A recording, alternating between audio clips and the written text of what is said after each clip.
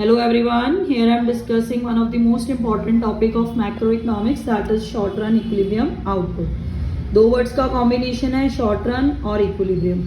Short run का मतलब क्या होता है? वो टाइम पीरियड जिसमें हम आउटपुट को डिटरमिन करते हैं according to labour, not according to fix factor, that is technology. ठीक है, टेक्नोलॉजी को कांस्टेंट मानेंगे. अगर हमने आउटपुट की कोई भी कैलकुलेशन करनी है, किसके बेसिस पे करनी है? एम्प्लॉयमेंट के बेसिस पे. क्लियर है? ठीक है. अब इक्विलिब्रियम कब होता है इकोनॉमी में? जब एग्रीगेट सप्लाई एग्रीगेट डिमांड के इक्वल होती है. अब हम केन्स की थियोरी ऑफ इनकम आए, या ठीक है इक्विलिब्रियम कैसे कैलकुलेट करते हैं, क्योंकि इस चैप्टर में दो अप्रोचेज हैं, ADS approach, saving and investment approach. देखो ये क्वेश्चन बन के आ सकता है, इसमें आपने एडीएस को डिटरमिन करना है, वो क्या होती है ध्यान से देखना. जब भी आप एडीएस अप्रोच करोगे, आपने लास्ट चैप्टर में एडी और एएस का मीनिंग पढ़ा है, एग्रीगेट डिमांड और एग्रीगेट सप्लाई का. बस याद रखना ये सब प्लान्ड होता है, एक्चुअल पोजीशन को नहीं देखना. ठीक है, प्लान्ड ही डिमांड, प्लान्ड ही सप्लाई. ठीक.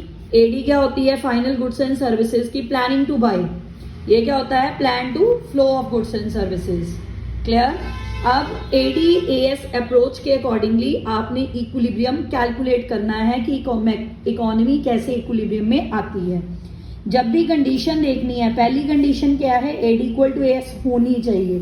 जब एग्रीगेट डिमांड एग्रीगेट सप्लाई की इक्वल हो जाएगी तो इकोनॉमी किस में आ जाएगी? इक्विलिब्रियम में, शॉर्ट रन में.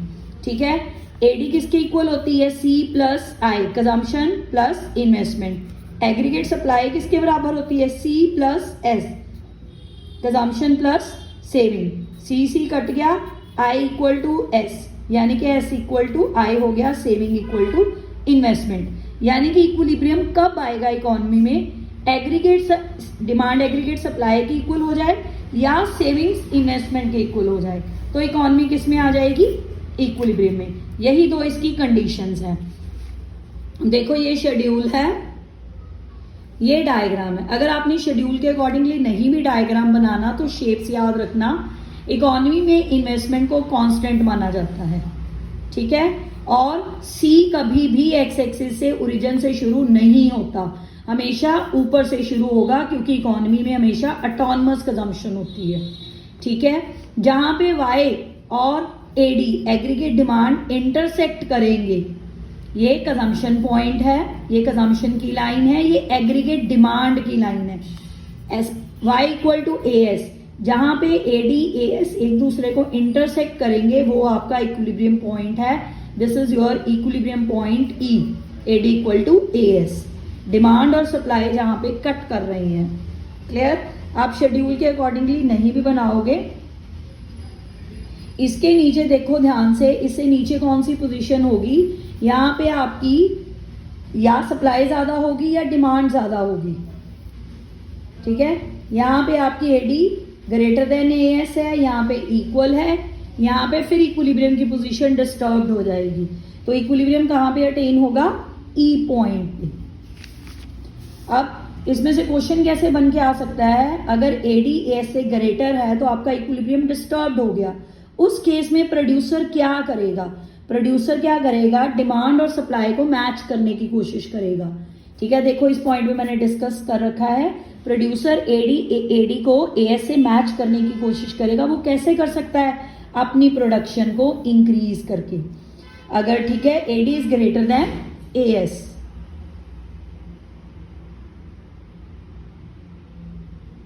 क्लियर. ठीक है. जैसे इस पॉइंट में डिस्कस करा है कि एडी एएस से ज्यादा है तो क्या करेगा प्रोड्यूसर? इंक्रीज करेगा, फिर दोबारा इक्विलिब्रियम अटेन हो जाएगा. दूसरी है कि अगर एडी लेस है एएस से, तब प्रोड्यूसर क्या करेगा? तब वो रिड्यूस करेगा. ठीक है, तब वो रिड्यूस करेगा. क्लियर. जिस पे दोनों इंटरसेक्ट हो जाएंगे वो कौन सा पॉइंट होगा? Equilibrium point, AD equal to AS. Clear. ठीक है. नेक्स्ट अप्रोच है सेविंग एंड इन्वेस्टमेंट अप्रोच. इस अप्रोच के अकॉर्डिंगली इक्विलिब्रियम कब होगा? जब एस इक्वल टू आई होगा. देखो ये शेड्यूल है. जैसे जैसे आपकी इनकम बढ़ रही है कंजम्पशन भी बढ़ेगी, पर डजंट मीन कि जब इनकम बढ़े तो सारा पैसा कंजम्पशन पे खर्च होगा, कुछ पैसा सेव भी होगा ना, ठीक है। देखो आपकी सेविंग्स, यहाँ पे आपकी इनकम 0 थी, ये ऑटोनमस सेविंग्स हो गई क्योंकि यहाँ पे ऑटोनमस कंजम्पशन है, ठीक है। जो सेविंग्स थी सारी कंजम्पशन पे लग गई। जैसे जैसे इनकम बढ़ रही है ये भी बढ़ रही है, यहाँ पे 0 S equal to S savings less than I, ठीक है। फिर देखो आपकी इनकम बढ़ रही है, कंजम्पशन भी बढ़ रही है, मगर सेविंग्स भी इंक्रीज हो रही हैं, देखो जैसे जैसे। क्लियर? आई को हमेशा मैक्रो में कांस्टेंट माना जाता है, इसे कांस्टेंट 50-50-50। अब देखो हमने कौन सी अप्रोच लेनी है, एस इक्वल टू आई। हम यहाँ पे आई और एस को कंपेयर करेंगे। वाई किसको डिनोट करता है, इनकम को, सी किसको, कंजम्पशन को, ठीक है। ये 3 condition, S greater than I, S equal to I. यहाँ पे आपका इक्विलिब्रियम है, यहाँ पे दोनों बराबर हैं। यहाँ सेविंग्स फिर ग्रेटर हो गई इन्वेस्टमेंट से। क्लियर? इसी का हम डायग्राम ऐसे ही सिंपल डायग्राम बना दो। This is a equilibrium point, S equal to I. यहाँ पे सेविंग्स लेस है इन्वेस्टमेंट है, यहाँ पे सेविंग्स ग्रेटर देन है इन्वेस्टमेंट। ये इक्विलिब्रियम पॉइंट है। क्लियर हो गया? ठीक है। अगर सेविंग ग्रेटर हो गई, सेविंग्स ग्रेटर हो जाएं तो भी इक्विलिब्रियम डिस्टर्ब होगा। तब क्या करेगा, सारे बंदे अगर पैसा सेव करना शुरू कर देंगे तो इनकम डिक्रीज हो जाएगी, एग्रीगेट एक्सपेंडिचर गिर जाएगा, एक्सपेंडिचर गिर गया तो एग्रीगेट डिमांड गिर जाएगी, तो इक्विलिब्रियम डिस्टर्ब हो जाएगा, ठीक है। इन ऑर्डर टू क्लियर, ठीक है, वो क्या करेगा, अपनी आउटपुट को कम कर देगा, ठीक है। आउटपुट को कम करेगा तो सेविंग्स कम होंगी, ऑटोमेटिकली इक्विलिब्रियम अटेन हो जाएगा। ये पॉइंट्स आप ध्यान से करना। अगर सेविंग्स ग्रेटर हो जाए तो प्रोड्यूसर क्या करेगा, अगर सेविंग्स लेस हो जाए इन्वेस्टमेंट से तो क्या करेंगे, हम इनकम बढ़ाने की कोशिश करेंगे। अगर सेविंग्स ग्रेटर हो जाएंगी, ठीक है, यानी कि पीपल ज्यादा सेव कर रहे हैं तो उनकी इनकम को कम करने की कोशिश की जाएगी, ठीक है, डिक्रीज करने की। समझ गए? ताकि वो सेविंग कम करे, कंजम्पशन ज्यादा करे। अगर सेविंग्स लेस हो जाएंगी तो एफर्ट्स किस पे डाले जाएंगे, इनकम को इंक्रीज करने में। जितनी ज्यादा आउटपुट उतनी ज्यादा इनकम, उतनी ज्यादा सेविंग्स, तो ऑटोमेटिकली एडजस्टमेंट हो जाएगी। क्लियर? ठीक है। फिर देखो शिफ्टिंग भी होती है। शिफ्टिंग मतलब शिफ्ट, आपका इक्विलिब्रियम शिफ्ट कैसे हो सकता है, डायग्राम में देखो। ये आपका इक्विलिब्रियम है फुल एम्प्लॉयमेंट का, जैसे ये देखो ऐसे इक्विलिब्रियम है, ये आपका फुल एम्प्लॉयमेंट का है, ठीक है, सी प्लस आई। अगर गवर्नमेंट अपना एक्सपेंडिचर घटा दे तो आपका इक्विलिब्रियम डाउनवर्ड आ जाएगा, अंडर एम्प्लॉयमेंट इक्विलिब्रियम हो जाएगा, क्योंकि इसमें गवर्नमेंट ने अपने एक्सपेंडिचर को कम कर दिया, ठीक है। अगर गवर्नमेंट बढ़ा दे तो इक्विलिब्रियम ऊपर शिफ्ट हो जाएगा, C plus I plus delta I. देखो यही बनाया, अंडर है, फुल है, ओवर है। क्लियर? ध्यान से देखो, यहाँ पर रिसोर्सेज नहीं यूटिलाइज हो रहे, फुल यूटिलाइज हो रहे हैं, ओवर यूटिलाइज हो रहे हैं। है इक्विलिब्रियम बट शिफ्टिंग हो रही है, ठीक है, समझ आ गई? अब शिफ्टिंग कैसे है, अगर गवर्नमेंट एक्सपेंडिचर बढ़ाएगी यानी कि इंजेक्ट करेगी पैसा तो ऊपर हो जाएगा इक्विलिब्रियम, अगर विड्रॉल करेगी सेविंग्स बढ़ जाएंगी तो नीचे को शिफ्ट हो जाएगा equilibrium. Withdrawals mean savings, injection means investment. Clear? Next topic है मल्टीप्लायर। मल्टीप्लायर का कंसेप्ट गेन्स ने दिया था। इसका मतलब होता है कि आपकी इनकम में कितना चेंज आया आपकी इन्वेस्टमेंट में चेंज आने की वजह से, ठीक है, यानी कि इन अदर वर्ड्स इसको हम आउटपुट मल्टीप्लायर भी कहते हैं, क्योंकि ये बताता है कि आपकी आउटपुट कितनी चेंज हुई आपकी इन्वेस्टमेंट की वजह से। क्लियर है? आपकी इनकम कितनी, change in income upon change in investment. ये देखो ध्यान से समझो, इसका है कि अगर आज आपने 1 रुपया लगाया, किसी भी चीज में इन्वेस्ट करा 1 रुपी, ठीक है, 4 इयर्स के बाद वो 1 रुपी कितने पैसे में कन्वर्ट हो जाएगा, कितने टाइम्स बढ़ जाएगा, 5 टाइम्स। वो 5 रुपीज बनेंगे कि 6 रुपीज बनेंगे कि 7 रुपीज बनेंगे, वो आपको कौन सा कंसेप्ट बताता है, multiplier. How many times increase in income, आपकी इनकम कितने गुना बढ़ेगी आपकी आज की इन्वेस्टमेंट करने से, ये कौन बताता है, मल्टीप्लायर। इसके 3 फॉर्मूलाज हैं, change in income upon change in investment, MPS 1/1 minus MPC।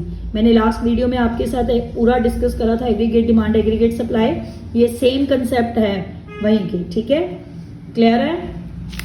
अब ये ना जो मल्टीप्लायर है इसका इनकम के साथ पॉजिटिव रिलेशनशिप होता है, जैसे जैसे इनकम बढ़ेगी मल्टीप्लायर भी बढ़ेगा। इन्वेस्टमेंट के साथ इसका पॉजिटिव रिलेशनशिप होता है, ठीक है, याद रखना, इन्वेस्टमेंट के साथ इसका पॉजिटिव रिलेशनशिप होता है। MPC और मल्टीप्लायर का रिलेशनशिप भी पॉजिटिव है, जितनी ज्यादा कंजम्पशन उतनी ज्यादा इन्वेस्टमेंट उतना ज्यादा मल्टीप्लायर। MPS के साथ इसका नेगेटिव रिलेशनशिप होता है, जितनी ज्यादा सेविंग्स उतनी मल्टीप्लायर की वैल्यूज कम। अब देखो इसकी प्रोसेस, जितनी ज्यादा इन्वेस्टमेंट उतनी ज्यादा इनकम, उतनी ज्यादा कंजम्पशन उतनी ज्यादा इनकम, फिर इन्वेस्टमेंट फिर इनकम फिर कंजम्पशन, फिर ऐसे ये काम करता है। 2 एक्शन लेता है ये, फॉरवर्ड बैकवर्ड। अगर इंक्रीज होगा तो फॉरवर्ड, अगर डिक्रीज होगा तो बैकवर्ड, ठीक है। इंक्रीज, अगर आपकी मल्टीपल इंक्रीज हो रहा है इन्वेस्टमेंट में, ठीक है, तो फॉरवर्ड एक्शन। अगर आपकी इन्वेस्टमेंट में डिक्रीज हो रहा है तो बैकवर्ड एक्शन। क्लियर हो गया, ठीक है। अब मल्टीप्लायर वर्किंग कैसे है, मल्टीप्लायर की वर्किंग को ध्यान में रखना। एक बंदा अगर खर्चा करता है वो किसी दूसरे की इनकम बनती है। अगर इकोनॉमी में पैसा आता है तो वो कई गुना बढ़ जाएगा इकोनॉमी में आपकी। अब यहाँ पे हम एक टेबल को लर्न करेंगे, इस टेबल के अकॉर्डिंगली हमें समझ आएगी कि वर्किंग कैसे है। सपोज करो इकोनॉमी में 100 आए, अगर आपको नहीं कुछ बताया क्वेश्चन में तो आप MPC हमेशा 0.5 लोगे। जैसे यहाँ पे एग्जांपल लिया है, इन्वेस्टमेंट 100 करोड़ इंक्रीज हो रही है, MPC 0.5 है। अगर आपको कुछ नहीं बताया आपने हमेशा MPC 0.5 ही लेनी है। अब इकोनॉमी में 100 रुपीज आ गए तो चेंज इन इनकम भी 100 हो गया। अब देखो जब इनकम में चेंज होता है तो वो सारा कंजम्पशन पे नहीं लगता, कंजम्पशन में 50 पैसे हैं तो 50 पैसे क्या होंगे, save, 50 rupees save, 50 rupees consume. अब जो कंजम्पशन है फिर वो इकोनॉमी में आ गई, फिर 50 25% 0.5 लिया ना, 50-50 कर लो, फिर 50% सेव कंज्यूम, 50% सेव। जो आप कंजम्पशन पे खर्चा करोगे वो इकोनॉमी में आता जाएगा, ठीक है। ऐसे ही आप चलते रहना। ये देखो, अब ध्यान से देखो, आपने आपने इन्वेस्टमेंट 100 करोड़ लगाई थी, इनकम कितनी गुना बढ़ गई, 200 करोड़, यानी कि मल्टीप्लायर क्या आ गया, 2 टाइम्स। आपकी इनकम 2 टाइम्स बढ़ गई, ठीक है, क्लियर। मल्टीप्लायर दोनों में ये उसकी एक्सप्लेनेशन है। देखो अबाउट टेबल में 100 करोड़, ऐसे आपने एक्सप्लेनेशन कर लेनी है, वर्डिंग में लिख लेना। बस ये ध्यान रखना कि मल्टीप्लायर दोनों डायरेक्शंस में जाता है, फॉरवर्ड बैकवर्ड। मल्टीप्लायर का MPC के साथ पॉजिटिव रिलेशनशिप है, MPS के साथ नेगेटिव है। इसकी मैक्सिमम वैल्यू इन्फिनिटी होती है, मिनिमम 1 होती है, ठीक है। अब नेक्स्ट एक इंपॉर्टेंट टॉपिक है इस चैप्टर का, एक्स एंटी और एक्स पोस्ट। एंटी का मतलब प्लान्ड होता है, पोस्ट का मतलब एक्चुअल होता है, याद रखना। एंटी का मतलब प्लान्ड, पोस्ट का मतलब एक्चुअल पोजीशन, याद रखो। मल्टीप्लायर की वैल्यू को कम कौन करता है, savings, imports, idle cash, inflation. ये फॉर्मूलाज हैं इसके प्रैक्टिकल करने के लिए। K1/MP, MPS, डेल्टा वाई, एक ये रिलेशनशिप, ये 4 फॉर्मूलाज बेसिक हैं। कंजम्पशन फंक्शन तो आपका लास्ट चैप्टर वाला ही है, बस ये याद रखना। अगर इक्विलिब्रियम वर्ड लिखा है AD = AS लेना है, S = I लेना है, क्लियर। ध्यान से समझना, बहुत इंपॉर्टेंट है मल्टीप्लायर का ये फीचर्स, अच्छी तरह पढ़ना, फीचर बहुत इंपॉर्टेंट होते हैं। एक्स एंटी एक्स पोस्ट का मीनिंग ध्यान में रखना, एक्स एंटी मतलब प्लान्ड, एक्स पोस्ट मतलब एक्चुअल, ठीक है। Thank you very much.